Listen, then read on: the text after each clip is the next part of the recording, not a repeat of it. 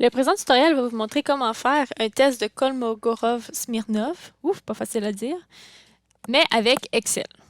Donc à la base, ce test-là est très utile lorsque on a des données qui sont non groupées en classes, comme ici. Donc on a obtenu des données une à une, puis la taille de l'échantillon est quand même assez petite. Donc là, ici, là, j'ai juste 16 données. Le but de ce test-là, c'est de regarder si la variable qui nous intéresse, dans ce cas-ci la longueur d'aile des parulines, peut suivre une loi normale. Donc, on a nos hypothèses comme d'habitude. Ça suit une loi normale, ça ne suit pas une loi normale. La variable étudiée, c'est la variable D qui correspond à la valeur absolue de FO moins FT.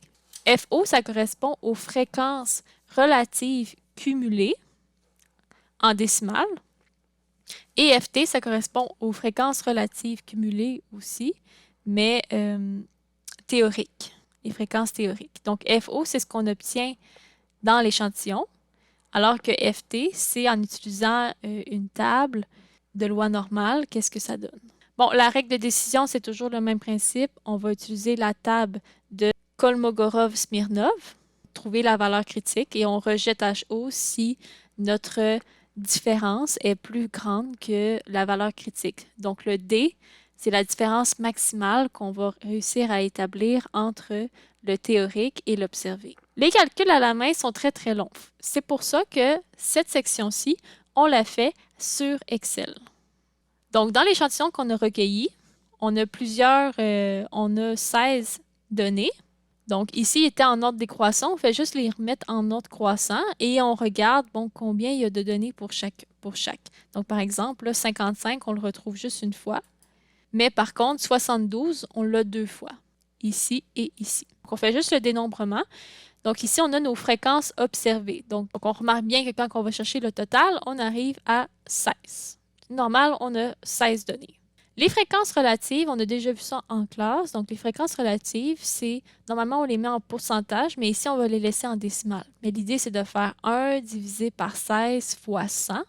Comme on veut les laisser en décimale, on va tout simplement faire égal cette cellule-ci divisé par le total.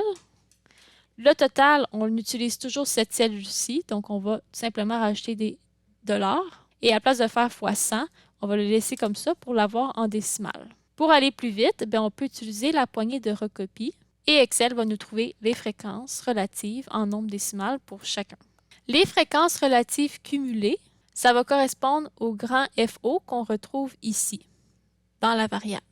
Donc le cumulé, on l'a déjà vu aussi. Le premier donne toujours le premier pourcentage qui est ici en nombre à virgule. Et le cumul, c'est toujours plus le pourcentage ou en nombre décimal qu'on avait avant.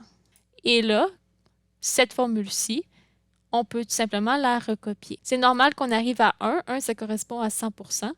Donc ça, c'est les FO.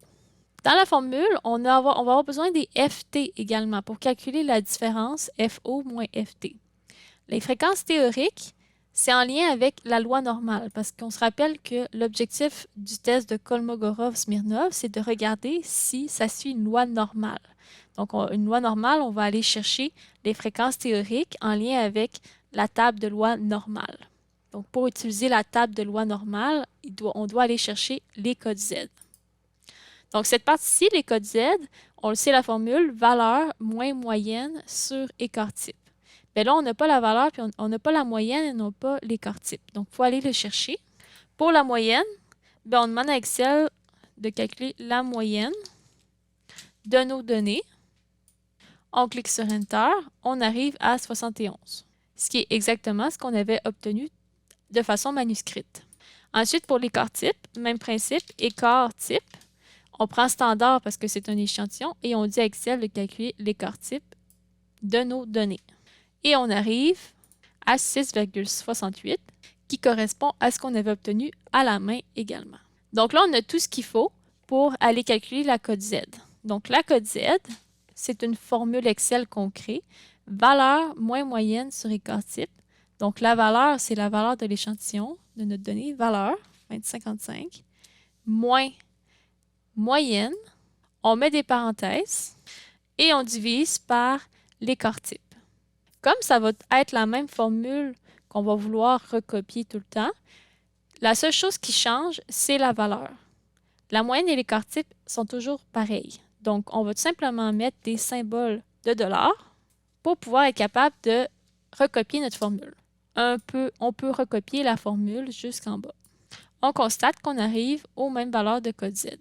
Pour les fréquences théoriques, cette fois-ci, les fréquences théoriques, comme spécifié précédemment, c'est qu'on veut regarder c'est quoi le pourcentage cumulé avec une loi normale, parce qu'on va vouloir faire la comparaison entre le pourcentage cumulé dans notre échantillon et celui d'une loi normale. Donc, comme on utilise une loi normale, on va aller chercher égale loi.normale et on va chercher la loi normale standard N.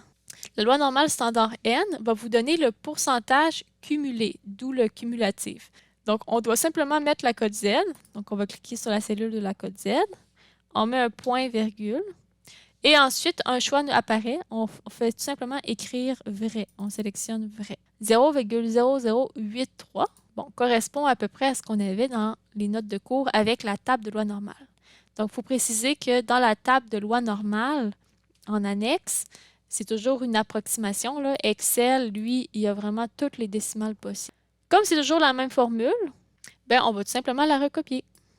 Et on arrive approximativement aux mêmes valeurs.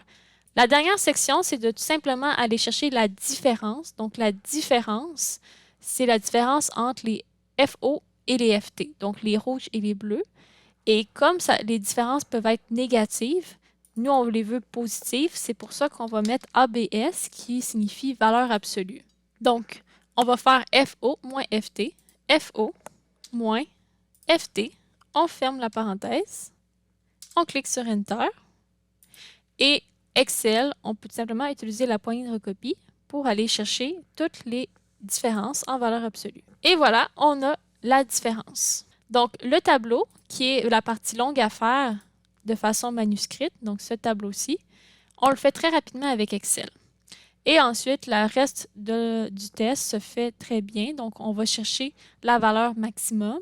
Donc, ici, on peut le faire visuellement. Donc, de regarder c'est lequel le chiffre le plus grand à l'intérieur dans la dernière colonne. Donc, c'est lequel la plus grande différence, en fait. On avait trouvé que c'était 0,1151, donc la dernière ici. Avec Excel, ça se fait aussi très bien. Donc, la différence maximum, vous avez tout simplement à faire égal max, double-clic, et vous avez tout simplement à sélectionner la colonne des différences. Ici, Excel, ce qu'il fait, c'est qu'il va chercher c'est quoi le plus gros chiffre parmi tous les chiffres que vous avez sélectionnés. Et on trouve 11,57, qui est, encore une fois, la même chose que ce qu'on avait obtenu en classe. Un coup qu'on a trouvé notre différence maximale, on peut terminer notre test et conclure. Avec la table, on avait trouvé la valeur critique de 0,3273. On rejette HO si la différence maximale est plus grande. Dans notre cas, c'est 0,1151. Ce n'est pas plus grand que 0,3273. Donc, on ne rejette pas et on peut conclure notre test. Donc, ça va vraiment plus vite de faire les calculs avec Excel. Donc, je vous conseille fortement de le faire dans vos exercices.